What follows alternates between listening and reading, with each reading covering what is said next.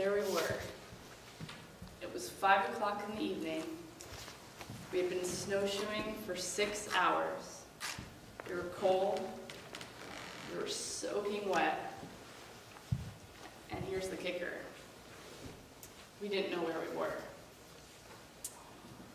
Now you might be wondering how we got there, considering all of my vast experience as an outdoor educator. And the original plan wasn't to get lost.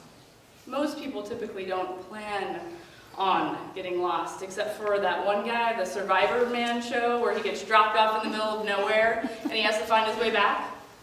This was kind of like that show, except not on purpose. Our original plan was to take a nice little romp in the snow, if you will, a short little jaunt down a Forest Service road. But as me and my friends were up there, we were hiking along and we got to a fork in the road. And this other trail just looked way more fascinating and interesting than the trail that we had been hiking on. And so as a group we decided to go down that path. And at this point you could say we took the road less traveled. And that truly did make all the difference. We probably should have taken it as a sign at that point that there weren't any tracks in front of us to lead the way.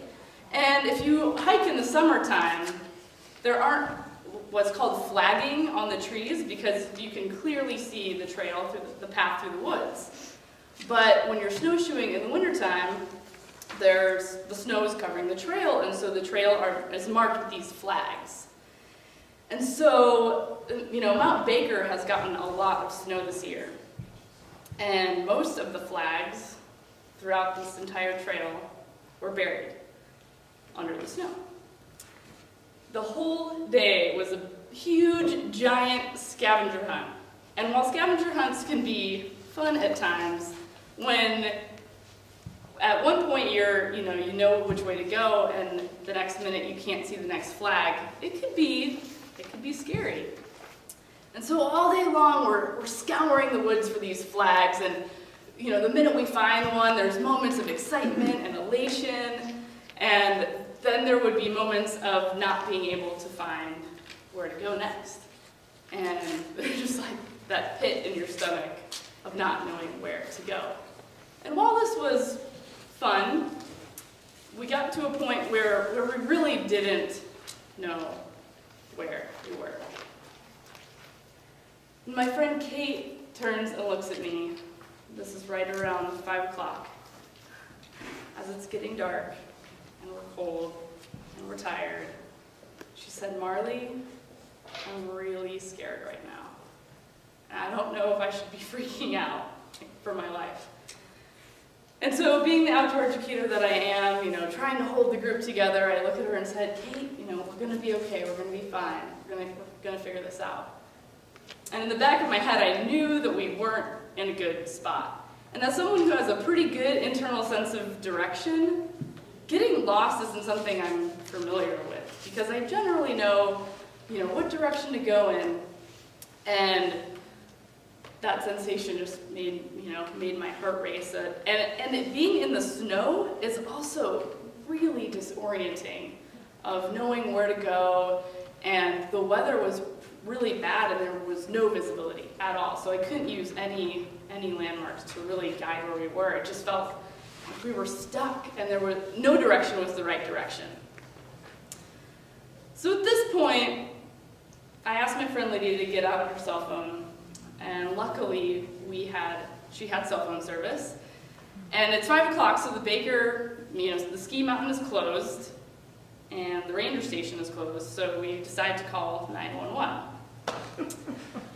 And dispatch gets on the phone, and we tell them where we are, we tell them the situation, and they said that they'd be able to send someone out to get us. And that's when the waiting began, because they had tracked our location on the GPS. But we couldn't go anywhere. And really, we didn't know which way to go anyway. And so, we just huddle up together and start to play games and sing sing songs and just try to keep our energy and spirits up, because it's one thing to be cold and wet and moving and creating energy and heat. But when you're cold and wet and just standing still, that's really hard. And, you know, as we're playing all these games, in the back of my head, I'm like, I really hope that someone's coming to get us, because it just felt like we were, you know, secluded and so isolated, because that snow just felt so insulating, and not knowing where to go, not knowing where we were. 2 hours go by, and my dog Summit, the hero of our journey, starts barking and running in a direction, you know, towards what we think, you know, the rescuer. She smells them or hears them. And then we start to hear whistles and hear voices, and we're yelling and they're yelling, and we slowly start to make our way towards their voices in the dark with no headlamps. And we're walking down the trail, and through the woods, we see this bright red glow, which was one of the flares that they had brought. And I'm telling you what, it was one of the best sights I've seen, and I was like, hallelujah! We have been saved, we're going to be fine, everything's going to be okay. And at that point, when we met with the rangers, we still had 2 miles to hike out, but at that point, you know, I knew that we were good. We weren't going to spend the night in the woods, in the snow, cold and wet. So we make it back to the car that night at 8 o'clock. We get in the car, turn on the heat, and now that we're safe, we're starving. We've been outside all day. And so we made it our goal to get to the North Fork Brewery by 9 o'clock when they closed. And so we get there by 8:55, totally stoked that we had made it, and we walk in, and she said, you know, I'm sorry, we're closing up. I just look at her, I'm like, you've got to be kidding me. Is there anything that you can do for us? We just got rescued off the mountain. And she, you know, she's like, you know what, just sit down. Brings us out tea and soup and a big salad, and turns on the oven to cook us a huge pizza. And we sit there just devouring this food. And she, while we're eating, she actually takes our clothes and puts them in the dryer for us while we're hanging out. So she was definitely one of the saviors on our journey as well.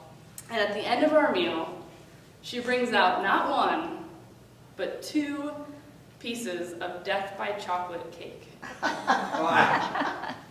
We turn and look at each other, really glad that it wasn't death by anything else.